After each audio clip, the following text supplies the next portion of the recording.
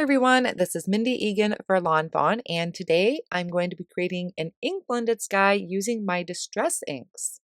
To start off with, I'm going to use the stitched rainbow die, and I'm going to die cut the base color out of white cardstock, and then I have a variety of colors from the textured cardstock packs. These have a great variety of colors in them, and I thought would make a really pretty rainbow. I'm going to use my glue tube to add some liquid glue to the back of each of the bands and add them onto that base that I created. I love having this base because this gives me the freedom to work with my rainbow and add it anywhere onto the card that I want. So as I'm attaching these, I'm just making sure to butt them up right next to each other so I don't have any white space showing in between. I did change up the rainbow a little bit by adding that kind of dark pink and light pink instead of having a purple, but I think it's a really pretty color combination. Now I'm going to start working on my ink blended background. So I wanted to have a really dark sky to this, just something a little different other than the soft, subtle backgrounds that I would normally create with a rainbow. And for this, I'm going to use the Distress inks. Distress inks are a lot more vibrant than the oxides, but they're also a little harder to blend. So I'm starting with salvaged patina on 80-pound white cardstock, and this is going to take me a little while to build up. So I'm just going across that bottom portion of the card with the salvaged patina. I came in with Salty Ocean, and then I'm at the top here with a blueprint sketch, and I'm going pretty light-handed. I work back and forth in those light circular motions, and I'm going to top off the blueprint sketch with Seedless Preserves to really deepen up the top part of the card. Then I'm going to go back over all of those colors to help kind of smooth out that transition. I'm going to finish this off by coming back in with that salvaged patina, and then that's going to finish off the background. So it's a really nice, vibrant, dark blue sky. I want to add some stars to my background, and to do this, I have this Copic white ink. Quite honestly, I'm not really sure where I got it, found it in my drawer. So I added a little bit to my work surface. I'm going to take a drop of water, and then I'm going to mix those two together with my paintbrush and splatter that all over the front of my card, and then set that off on the side to dry. Now I'm going to work on the Copic coloring portion of the card. So for this, I stamped the images from Snow Much Fun, Den Sweet Den, and How You Bean Star add-on. And I also have some paint buckets there from the Easter before and after, I believe it was. I don't end up using the paint buckets, but I stamped them out as it was kind of an idea I had, and I'd rather have them available versus having to go back and stamp and color them later.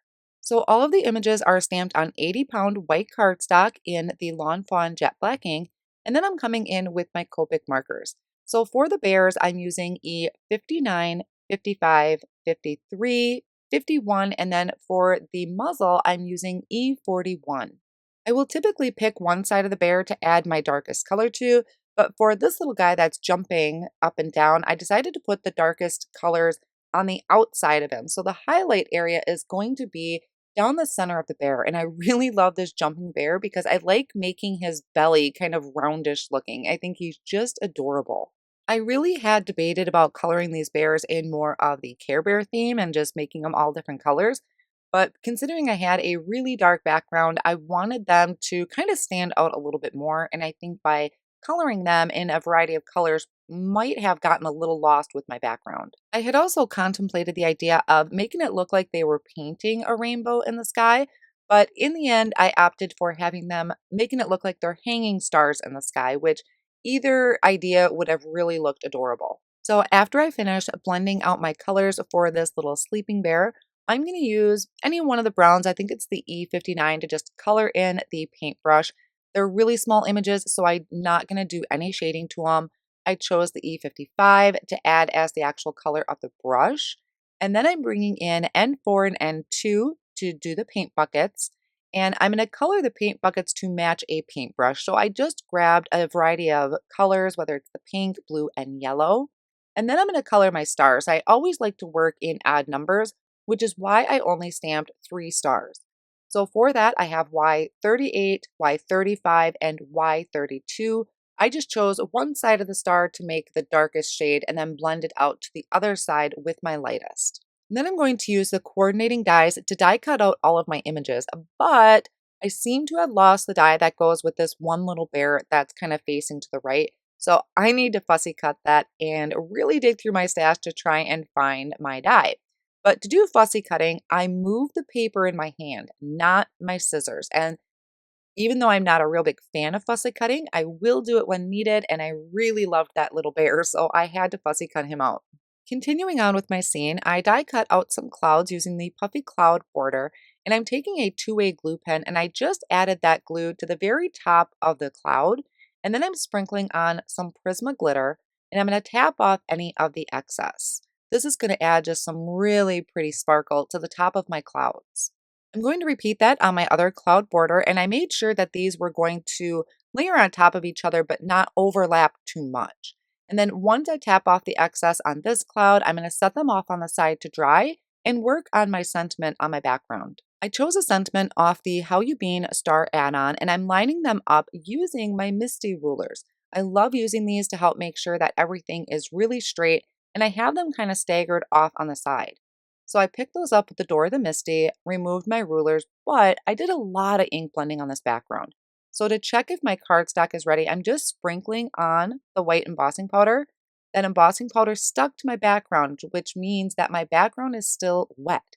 So I wiped off that powder and sped up that drying process with my heat tool. I'm going to test this again to make sure it's ready. So I prepped it with my anti-static powder tool, sprinkled on that embossing powder, and it fell right off the cardstock, so I know my cardstock is ready. I once again prepped it with that anti-static powder, and now I'm inking up my sentiment in the Yeti ink, which is a white pigment ink. I'm going to stamp it twice just to make sure I have a clean impression. And then I can bring in that white embossing powder, sprinkle it over that, tap off my excess, and melt the embossing powder with my heat tool. Before I start adhering anything to my background, I'm going to go ahead and attach this to a card base. So I created a top folding card base that I just helped reinforce that fold with my bone folder, and then I'm adding my background on top of that. Now I can start working on the actual assembly of my card. So I brought in those puffy clouds. I just laid them over the top there. I haven't attached them down yet. And I added tape runner behind my rainbow and placed that behind the clouds. I adhered one of my bears to the stars right away with liquid glue, and then I added some thin foam squares to the top of that and added that on top of my rainbow, so it looks like he's hanging this star in the sky from the top of the rainbow. I'm going to also add some thin foam squares behind the other star that I'm going to place over by my sentiment, and I added those thin foam squares to the back of the cloud panel I'm going to add furthest in the back. So a lot of this is using the thin foam squares. There are two different thicknesses to foam squares, which I like because these foam squares, they add a little bit of dimension, but not so much that it's going to kind of make my card too thick in an envelope. So I'm just finishing up adding a couple of my bears. The one I'm going to have jumping kind of off on the side, and the other one is sleeping down below in the clouds. But I needed to add some shadow to them. They stood out a little bit too much. So I brought in a light gray marker, and I'm just coloring that kind of underneath that sleeping bear. I also added some shadow to the one that's hanging a star at the bottom, and then to this jumping bear too. So that way they're not just kind of floating in space. They have a little bit of a shadow to them. For a little added detail, I'm taking my white Jelly Roll pen, and I'm just adding some highlight areas to the back side of the bears, and I'm also adding some little white dots to the stars. I tried to do that with a darker yellow marker, but it didn't stand out as much. So adding the white to the stars just really helps. Now, another fun thing you can do with your white Jelly Roll pen is if you didn't really get some good splatters from the Copic white earlier, you can add little dots to your background to create some small mini stars. So that is going to finish up my card project for you today. I really love that dark ink blended sky in the background along with the bright rainbow in the front. And these bears are just too cute for the front of the card. Here is a quick close-up of that Prisma glitter on the top of the clouds, which adds just a lot of sparkle and shine. I hope you enjoyed today's video. Thank you so much for joining me today, and I'll see you again soon.